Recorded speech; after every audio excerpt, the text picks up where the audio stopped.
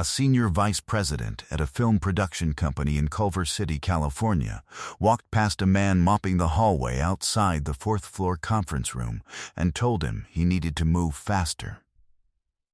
Not please. Not thank you. Not even a glance. Just the instruction, delivered to the back of his head as she passed, the way you might tell a slow elevator to hurry up, with the casual irritation of someone who considers the thing in front of them to be a function, not a person. The man in the gray coveralls kept mopping. He did not speed up. He did not slow down. He moved with the same unhurried attention he had brought to every other square foot of that hallway. Methodical, quiet, thorough, the way someone moves through a job they are doing correctly and have no intention of doing otherwise. He had been there since 6 in the morning. She had arrived at 8:43. She had not looked at him. She did not look at him now either, as she pushed through the conference room door and let it swing closed behind her. The man kept mopping. He wrung out the mop. He moved the yellow bucket 6 inches to the left. He looked at the baseboard near the door. A scuff mark, gray rubber from a luggage wheel. The kind that looked permanent until you addressed it properly. He crouched down and addressed it properly. Then he stood up, checked the hallway for anything he had missed, and walked to the elevator. He had one more thing to do that morning. What happened in the next 22 minutes would end a career, change a company, and leave a young woman named Priya Mehta, who had watched the whole thing through a glass partition with her hand over her mouth, thinking about it for the rest of her professional life. There is a production company on Washington Boulevard in Culver City, California, called Arch and Stone Pictures. It occupies the top 2 floors of a converted brick building that used to be a printing house, with exposed ceiling beams painted matte black and floor-to-ceiling windows that face south toward the Baldwin Hills. The lobby on the 4th floor, which is where you arrive, because the 5th floor is entirely executive offices and requires a separate key card, has a reception desk in white quartz, a wall of framed film 1 sheets behind it, and 2 low leather sofas facing each other across a coffee table made from a single cross-section of black walnut. The company has produced 11 feature films in 14 years. 3 of them were nominated for Academy Awards. 1. The people who work on the 4th floor tend to arrive between 8:30 and 9, carry flat white coffees from the place on the ground floor, and speak to each other with the particular shorthand of people who have been in the same rooms for a long time and have stopped needing to finish their sentences.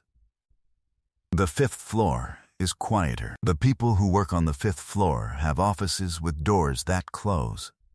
They have assistants who sit outside those doors. They do not carry their own coffees. Arch and Stone's executive team was small, 6 people, and had been stable for most of the company's existence. The company's founder and primary investor had always preferred it that way. A small team, trusted and given room, a clear sense of what the company was and what it was not. The company's founder was not often in the building. He had an office on the 5th floor, the corner one, with the view of the hills, but he used it infrequently. He preferred to work from wherever the work was, a location scout in Utah, a post-production suite in Burbank, a writer's room in a rented house in Silver Lake. He checked in when it mattered. He trusted the people he had put in place. This trust had, over time, become something that certain people on the 5th floor had begun to miscalibrate. On the morning in question, the founder had arrived at the building before anyone else. He had parked in the structure on the east side of the block, taken the service elevator to the 4th floor, and signed in at the facilities desk as a contracted maintenance fill-in, a favor to the building manager, whose regular Thursday cleaner had called out sick. He had done this kind of thing before, in different buildings and different contexts. It was not unusual for him. He found that moving through a building in a way that made you invisible told you things about the building that no quarterly report ever could. He had been mopping the fourth-floor hallway for 2 hours and 41 minutes when the elevator opened and Diana Forsyth walked out. You need to understand something about Diana Forsyth before you understand what she said to the man in the hallway. She was 44 years old and had been Arch & Stone's Senior Vice President of Development for 6 years, which was long enough for the title to have become something she wore rather than something she held. She was tall, sharp-featured, and dressed with a precision that was not vanity but communication. Every element of her appearance was a signal, and the signal was the same every day. I know what I am doing, and I know what this place is, and you should have both of those things sorted before you speak to me. She was, by any fair measure, very good at her job. She had greenlit 2 of the 3 Oscar-nominated films. She had a reputation in the industry for reading a script quickly and correctly, for knowing, on page 30, whether something would work and why. She had developed relationships with writers and directors that the company had relied on for a decade. She had brought in projects that other companies had passed on and been right about them in ways that mattered. None of this is in dispute. What is also true is that Diana Forsyth had spent 6 years in a building where certain things were simply managed around her, where assistants learned which questions she would find irritating and stopped asking them, where the fourth-floor staff had developed, without discussing it, a practice of clearing the hallway near her office when she arrived, not because they were asked to, but because her mood when she encountered an obstacle before 9 in the morning had a way of shaping the rest of the day for everyone nearby. She had grown up in Scottsdale, the daughter of a commercial real estate developer who had done well and made sure she understood what doing well looked like. She had gone to USC on a partial scholarship she supplemented with 3 part-time jobs. She had graduated with honors and moved to Los Angeles at 22 with a savings account that gave her exactly 4 months of runway and a conviction that she would not need more than that. She had not needed more than that. But there was a thing that had happened in her first year in the industry, a thing she did not think about often because she had long since reclassified it as a learning experience rather than a wound that had left a mark she had not finished examining. She had been an assistant at a mid-sized production company in Burbank. 23 years old. She had worked 14-hour days and had been brilliant at the job, and had known she was brilliant at the job in the specific way you know something is true before anyone else has confirmed it.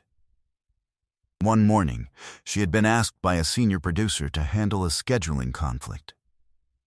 She had handled it efficiently, creatively, in a way that saved the company a significant logistical problem. The senior producer had resolved the conflict in a meeting that afternoon and accepted the credit without mentioning her name. She had gone to the producer afterward. The producer had looked at her with a particular expression. Not unkind, not cruel, simply absent of any recognition that what Diana thought had happened was the same thing the producer thought had happened. "You're an assistant," the producer had said. "Assistants solve problems. That's the job." Diana had said nothing. She had gone back to her desk. She had resolved, in a way that was very quiet and very total, that she would never be invisible again, that the work she did would carry her name, that she would be known, specifically and without ambiguity, for the things she produced. This was not an unreasonable resolution. The problem was the way it had expanded over 20 years into something slightly different, the conviction that people who were visible mattered, and people who were not visible were a different category of person. Not explicitly, not consciously, just as an operating assumption embedded so deeply she had stopped being able to feel its edges. On Thursday morning, she stepped off the elevator onto the 4th floor with her flat white coffee and her key card, and the day's first meeting already open on her phone. She saw the man with the mop.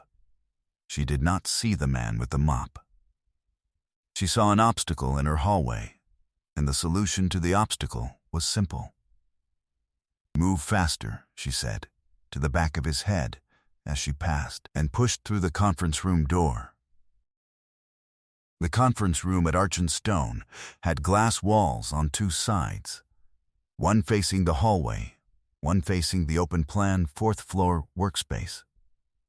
The glass was the kind that could frost at the push of a button, but Diana never frosted it during morning meetings. She had said once, to no one in particular, that frosting the glass made it look like you were hiding something.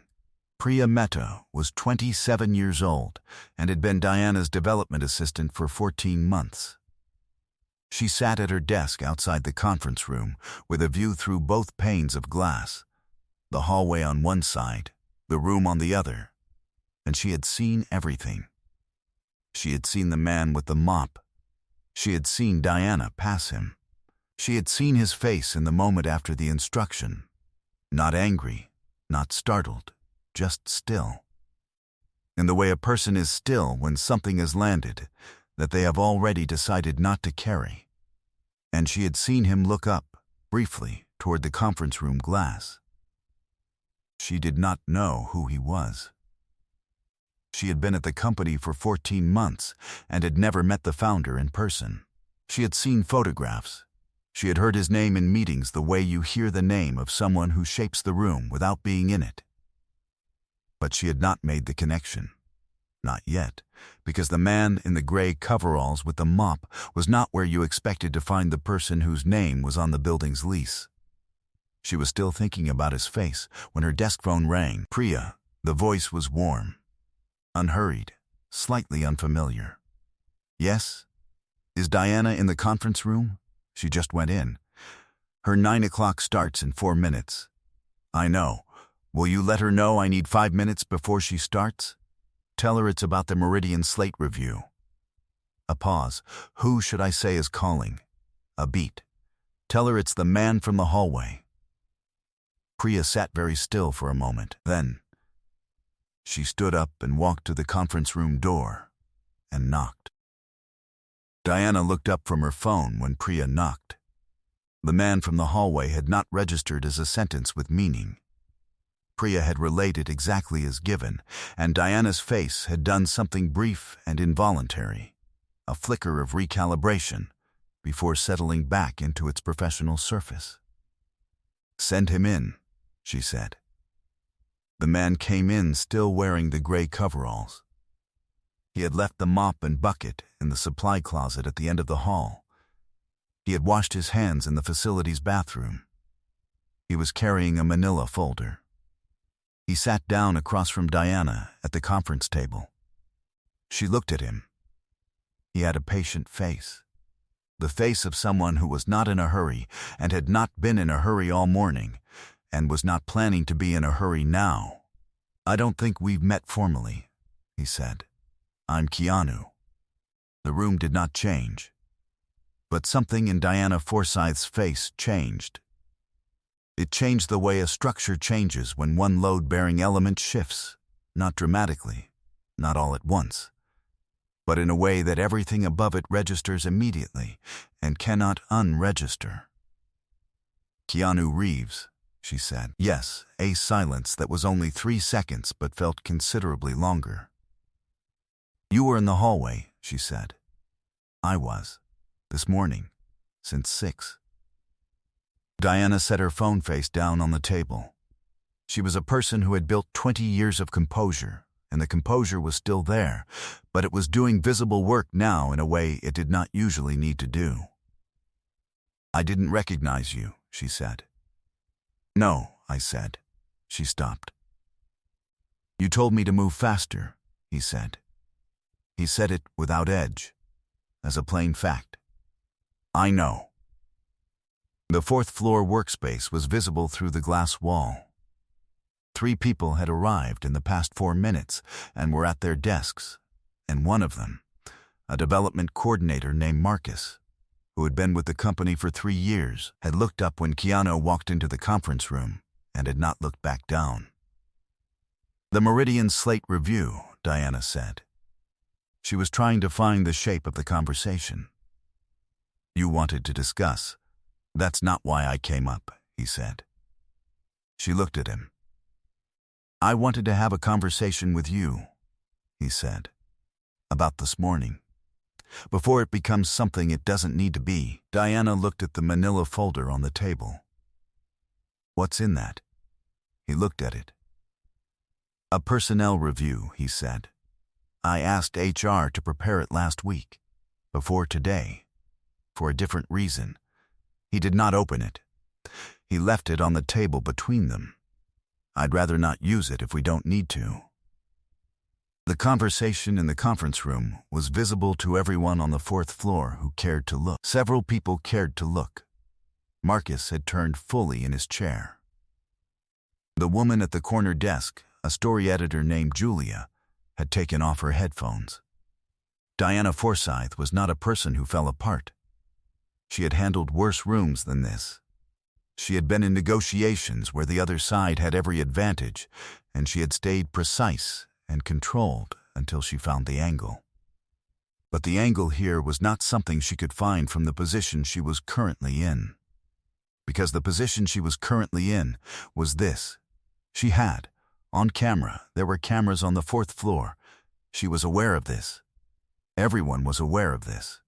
Spoken to a man as though he were not worth slowing down for, and the man was sitting across from her now with a personnel folder and the specific patience of someone who had decided not to be angry about it, but had not decided what happened next. "What would you like me to say?" she asked.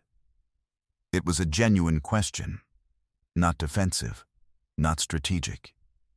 She was, for the first time in a long time, genuinely uncertain. "I'd like you to tell me what happened," he said, "from your side. Not an explanation, just what happened." She looked at him for a long moment. "I didn't see you," she said. "I know. I don't mean I didn't recognize you. I mean I didn't." She stopped. "I walked past someone doing a job and I treated the job like it was in my way. Yes, and I do that," she said. It came out quietly. More quietly than she intended. "I do that more than I should." He looked at her. "Tell me why," he said. They frosted the conference room glass. Diana did it herself, reaching past him to the panel near the door, and the room became private in a way that the hallway conversation had not been. The 4th floor was still visible in outline, shapes, movement, the suggestion of people, but the details were gone. She sat back down. She told him about the producer in Burbank, about the scheduling conflict, about the expression on the producer's face, the specific absence of recognition, the way her work had dissolved into the category of assistant work and become invisible the moment it was useful. She told him about the resolution she had made, about the years of making sure she was known for what she did. She did not cry. She was not the kind of person who cried in conference rooms, and she was not going to become that person today. But there was something in her voice that had not been there at 8:43, a frequency slightly below the professional surface, the sound of something that had been carried for a long time. "I worked very hard," she said, "to become someone who was not invisible." "I know," he said. "I've watched you do it. For 6 years. She looked at him. "The Jericho Project," he said. 2 years ago. You fought for that script for 11 months. Every person in the room told you it was too quiet to market. You knew it wasn't. You were right." He looked at the manila folder. "I know what you've built here. I know what it costs. Then you understand. I understand the wound," he said. "I don't understand how it got pointed at a man with a mop." The room was quiet. "He was in my way," she said. And then, hearing it, I know that's not the point." "What is the point?" She looked at her coffee, which had gone cold on the table. "That I've spent 20 years making sure I was seen," she said, "and somewhere in there I stopped seeing." He did not rush to agree with her. He let it sit. The way you let something sit when it has been said correctly and does not need anything added to it. There is a woman named Cora, he said. She has been cleaning this building for 9 years. She comes in at 5:30. She leaves at 2. She has a daughter at Cal State Northridge studying environmental science. He looked at Diana. Do you know who I'm talking about? Diana was quiet. 5th floor, she said finally. She leaves the supplies cart outside the elevator. Yes, I've never spoken to her. No, he let that sit too. I'm not here to destroy what you've built, he said. The Jericho project mattered. The work you do here matters. I would not have kept you here for 6 years if it didn't. He looked at the manila folder. But there's a version of this company I want to build, and it depends on the people inside it understanding something that this morning suggests you have not been asked to understand clearly enough. He looked at her directly. The invisible work is the building. Every person who holds this place together, the cleaner, the maintenance crew, the facilities staff, they are not a function. They are the reason this floor exists to stand on. He paused, and I need the people on the 5th floor to know that. Not as a policy, as a genuine understanding. Diana looked at the folder. What's actually in it? She said. He opened it. It was a 1-page document. He turned it to face her. She read it. It was a termination of employment notice. Her name at the top, the date, the standard HR language, the signature line at the bottom. His name was not on it yet. I brought it, he said, because I wanted to be honest about where we are, not to use it, but to show you I'm not pretending this morning didn't happen. He looked at her. What happens next depends on what you decide to do with it. She looked at the document for a long moment. Then, she looked at him. I'd like to speak to Cora, she said. He held her gaze. Today? He said. If she's still in the building. He reached into the coverall pocket and took out his phone. He sent a text. He waited. She's on the 2nd floor, he said. She'll be there for another 40 minutes. Diana stood up. She went down alone. Keanu stayed in the conference room. The 4th floor watched her cross to the elevator, Diana Forsyth, CVP of Development, in her precise clothes and her professional composure, pressing the button for the 2nd floor with the same hand that had held her phone all morning. No one said anything. Marcus had turned back to his desk.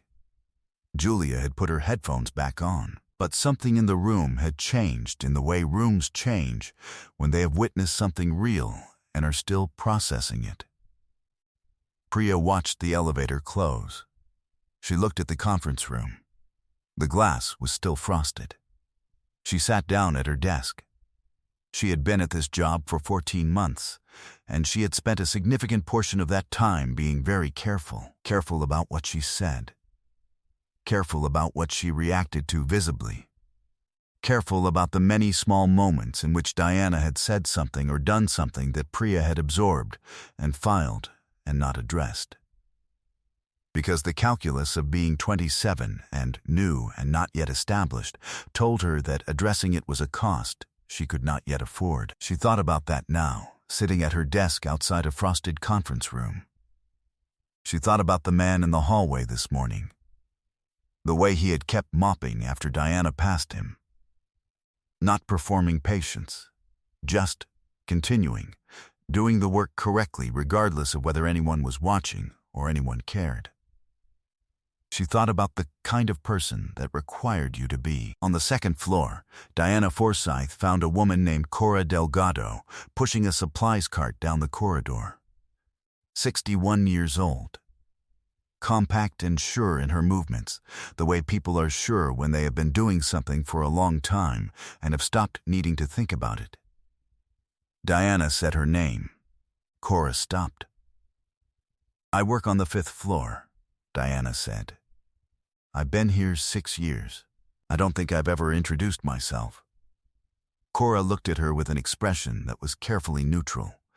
The expression of someone who has learned not to assume what a conversation is about before it has been had. I'm Diana. Cora, she said. I know.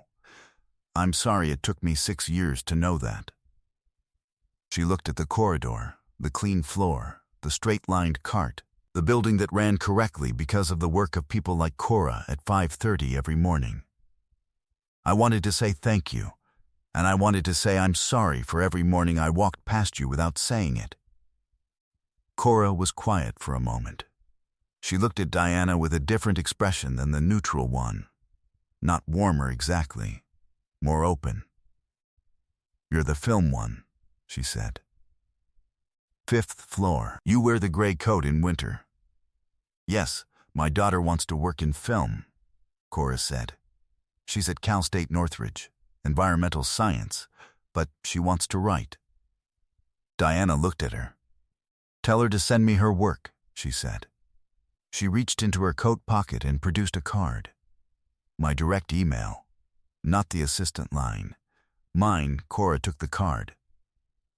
She looked at it for a moment. Then she put it in her apron pocket, patted it once, and looked at Diana with the specific expression of a person who has been underestimated for a long time and has just received, unexpectedly, something that feels like it might be real.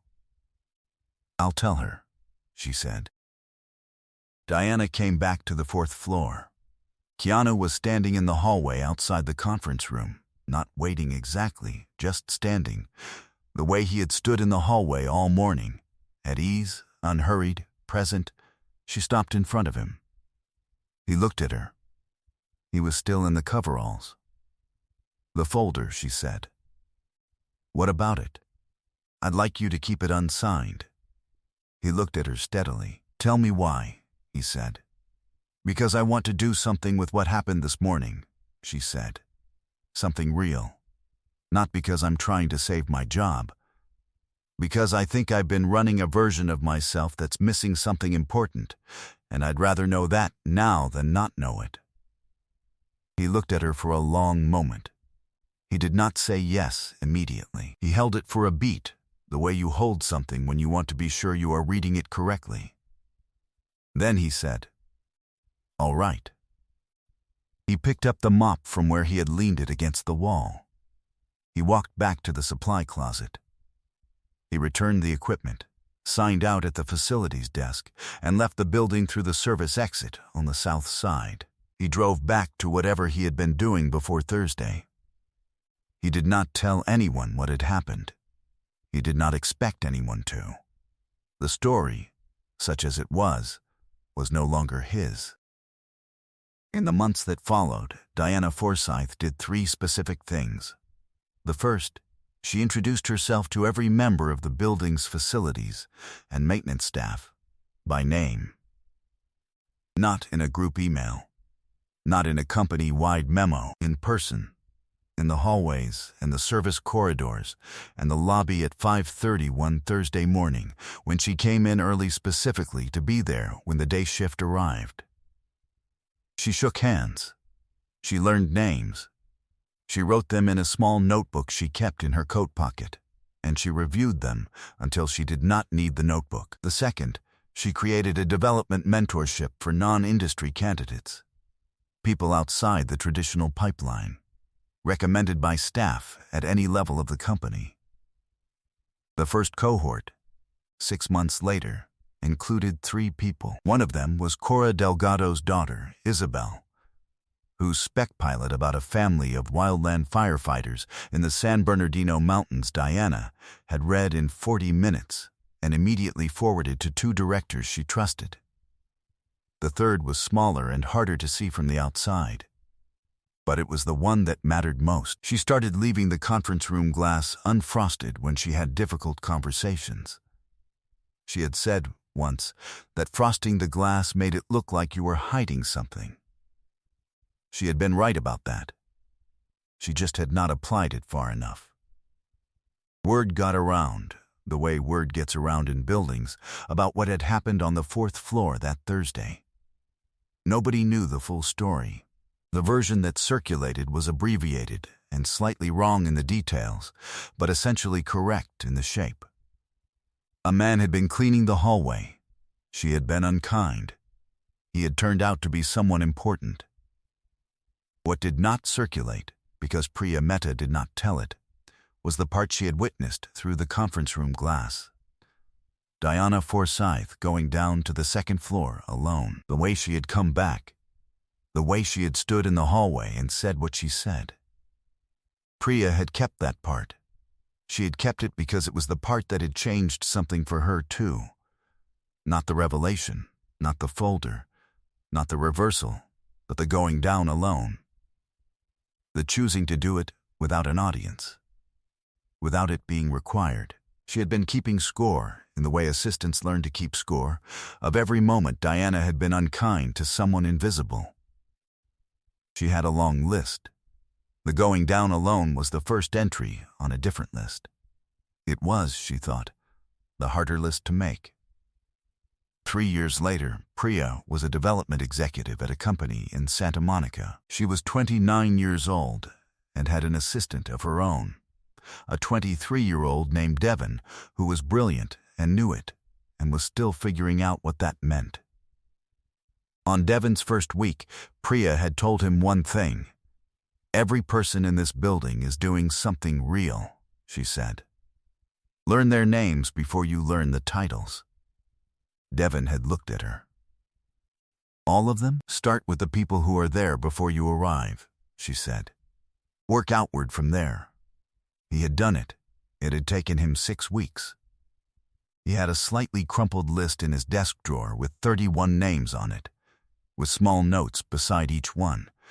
Preferred coffee, favorite sports team, the name of a kid or a dog or a sister in another city. He had not told Priya about the list. She suspected he had one. She did not say anything about it. She just thought, occasionally, about a man in gray coveralls mopping a hallway, who had done the work correctly without waiting for anyone to notice. The thing I keep coming back to is the mop, not the conference room, not the folder, not even the 2nd floor, though that is the moment I find most worth sitting with. The mop. He was there at 6 in the morning. He mopped a hallway in a building he owned because the regular cleaner had called out sick and someone needed to do it, and he was available, and it did not seem, to him, like a category of task that was beneath doing. He did it correctly, which meant slowly enough to do it right, and he kept doing it correctly after someone told him to do it faster, because the instruction did not change what correctly looked like. That is not a small thing. Most of us have a list somewhere in our minds, conscious or not, of what kinds of work count, and what kinds of work do not, what tasks carry weight, and what tasks are just maintenance. We have all absorbed this from somewhere, from the producer who did not say Diana's name, from the building that looks a certain way and costs a certain amount and signals, by its very appearance, that the people inside it are the point. We have absorbed it so thoroughly, we sometimes stop being able to see the floor we are standing on. Diana Forsyth went down to the 2nd floor alone. Nobody made her. Nobody was watching. She went because she had decided, in a few minutes in a conference room, that the version of herself she had built over 20 years had a flaw in it, and she would rather face the flaw than defend it. I do not know if I would have done that. I want to think I would. I think most of us want to think we would. Maybe that wanting is where it starts. This story is fictional, inspired by Keanu Reeves's well-known reputation for treating every person he encounters, regardless of title, uniform, or visibility, as someone worth his full attention. If something in it stayed with you, drop a comment. Tell me which moment you keep going back to. Not the obvious one, the one underneath. If you know someone who is building something real and going unseen, share this with them. as a story, not a message. Subscribe if you want more. We are not done. See you in the next one.